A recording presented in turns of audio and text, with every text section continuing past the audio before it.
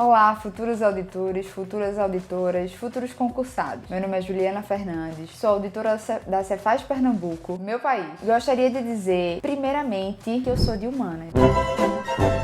E que eu vou te ensinar nesse vídeo como estudar as matérias de exatas. Eu me acho hoje na propriedade de dizer que é possível dominar estatística, raciocínio lógico, matemática financeira para concurso público, independente da sua área. Joguei a bomba, fui embora. Foi muito difícil pra mim, muito difícil, aprender essas disciplinas. Um bicho de 7 cabeças, um grande monstro. Nesse vídeo eu vou te dizer como você pode superar a dificuldade nessas disciplinas. O primeiro passo, você precisa de uma análise racional sobre qual é o seu nível nas matérias de exatas. E por que eu digo racional? Pode ser que a sua dificuldade com estatística seja, na verdade, uma dificuldade com matemática básica. E você não tá dando braço a torcer achando que você sabe fazer essa divisão, essa multiplicação, mas na hora da prova você tá até entendendo o raciocínio, mas quando vai ali, ó, na conta, você não tá conseguindo. Quando a gente se depara com conteúdo de exatas, que se depara com um bloco de inúmeros assuntos que precisam de base, vai correr, vou começar a correr 5 km, vou correr 42, não vai. Você vai correr, vai caminhar, você vai construindo esse processo. As disciplinas de exatas não é diferente. Você vai precisar de um estudo básico. Se o seu nível for como o meu era antes, que eu não conseguia fazer uma divisão direito, quando tinha vírgula, botava um zero ali no meio, já me dava arrepio. Então você vai precisar aprender primeiro a parte da matemática básica, colocar o ego um pouco de lado e entender que operações matemáticas são fundamentais para o aprendizado de assuntos complexos. E a partir do momento que você vai esmiuçar esses assuntos mais simples, você vai criando base para aprender os assuntos mais complexos. Como eu gosto de dividir esse grande escopo de disciplinas de exatas: matemática básica, raciocínio lógico, matemática financeira e estatística. A parte de matemática básica e raciocínio lógico, ela deve ser começada primeiro, caso você também tenha muita dificuldade, assim como eu tive. Eu sou engenheira, já lido muito bem com essa parte de exatas. Então, você já pode entrar direto em raciocínio lógico, matemática financeira, estatística básica. Claro, tudo vai depender, e aí você precisa avaliar com o seu guruja, da sua disponibilidade de horas de estudo. A gente tem que fazer escolhas estratégicas quando a gente estuda para concurso público. Então, se você tem um horário mais limitado e estuda para auditor fiscal, você não pode priorizar estatística em detrimento de direito tributário e contabilidade, por exemplo. Você precisa aprender o básico e escalonar essas disciplinas de acordo com o seu processo evolutivo de aprendizagem e de acordo com a sua carga horária. Depois que você começa a engrenar ali da matemática básica, a aprender algumas coisas de raciocínio lógico que muitas vezes nem demandam a parte de operações matemáticas, você vai criando ali a casca grossa. Beleza, eu estou estudando a videoaula, estou estudando o PDF, como é que efetivamente eu vou estudar? Aqui vocês vão ver imagens dos meus resumos. Hoje em dia você tem materiais prontos que você pode adquirir para já ter aquela base ali do seu resumo, mas eu comprei um caderno de desenho e um sonho,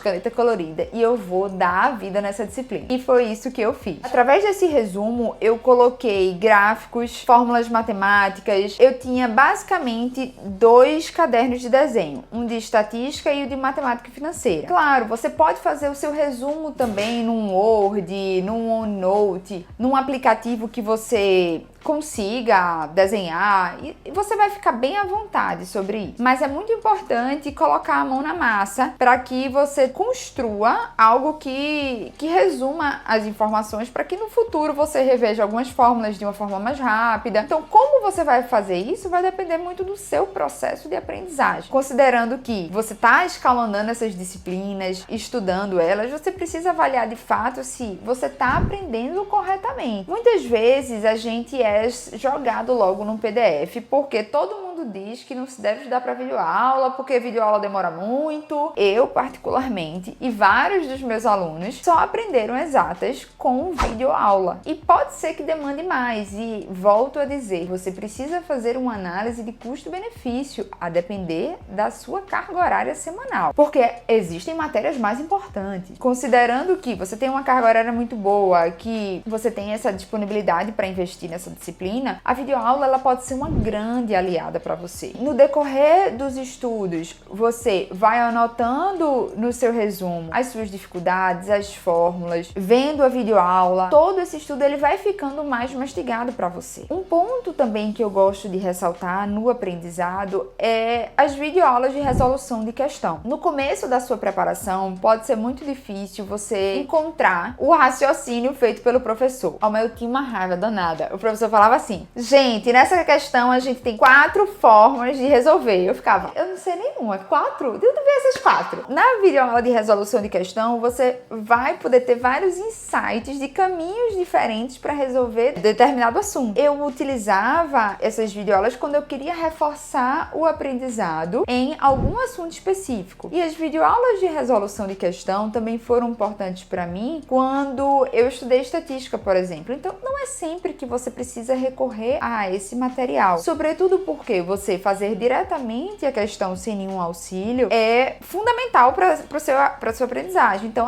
não, Ju, eu gostei dessa metodologia de resolução de questões por vídeo. Eu sempre pausava o vídeo e tentava resolver antes de ver a resolução do professor. E assim deve ser feito quando você entra numa plataforma de questões, por exemplo. Você tenta resolver, depois você olha o comentário do professor, o comentário dos colegas no fórum. Por exemplo, eu gosto de usar ferramentas de inteligência artificial, então você pode pedir para a ferramenta te explicar, assim, não entendo nada de exatos, me explica como é que chega a esse cálculo. E aí você vai construindo o seu aprendizado. Então, muitas pessoas erram no aprendizado de exatas porque elas querem saber distribuição, regressão, variância, elas querem saber vários assuntos que são mais avançados e simplesmente não sabem o básico. Espero que você já esteja com a gente. E aí você vai conversar com o seu Coruja sobre como é que você vai utilizar essas ferramentas, como escalonar esse aprendizado de exato. Não esqueça de usar videoaula quando for necessário. O PDF também é muito importante. Sempre ter um estudo ativo. Sempre anotar nesses seus resumos as contas. Faça gráficos. Material que seja intuitivo para você. E aí eu também vou falar uma verdade dura, difícil. Tenha cuidado com a calculadora. Muita gente gosta de usar a calculadora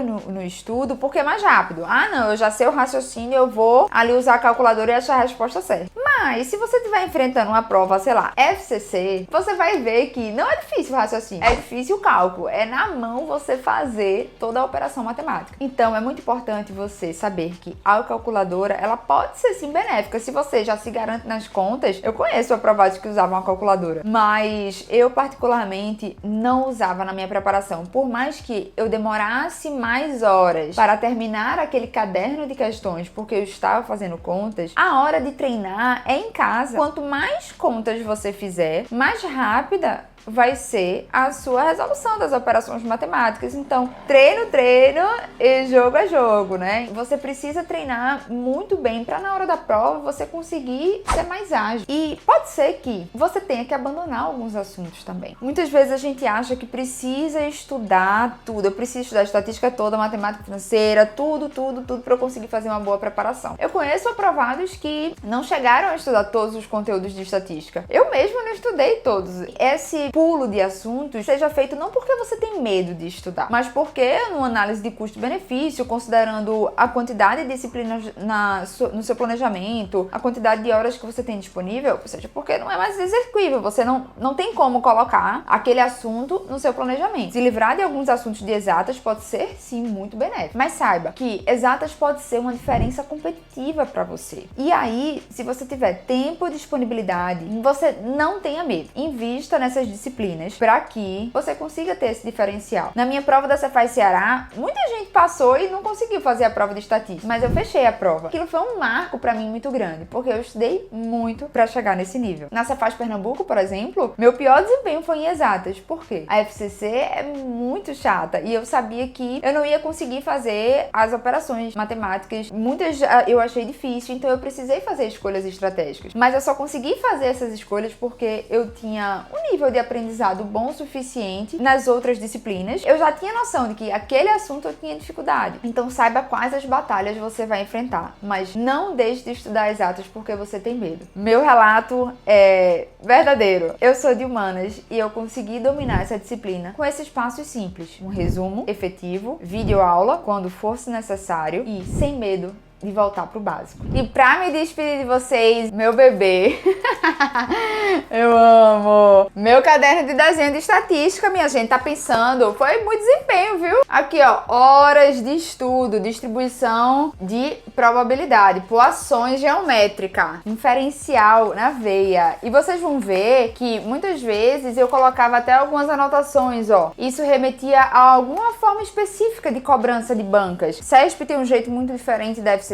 da FGV, e aqui tem todo o conteúdo de estatística. Foram muitas horas de estudo, mão na massa, um estudo ativo, com muita atenção, muitas anotações através dos erros que eu cometia nas questões, através de, assim, fórmulas matemáticas que eu achava num comentário ou outro de algum colega no fórum depois de resolver uma questão e que era uma fórmula bem efetiva, me salvava em diversos momentos. Então é isso, pra dizer a vocês que vale a pena. Eu considero que eu dominei uma parte de exatas, raciocínio lógico, matemática financeira, consegui aprender diversos conteúdos e é um motivo de muito orgulho pra mim hoje. Para mais conteúdos sobre concurso público, não deixa de seguir nosso canal da Coruja. Se você não faz parte ainda do nosso time Coruja, pelo amor de Deus, venha logo, né?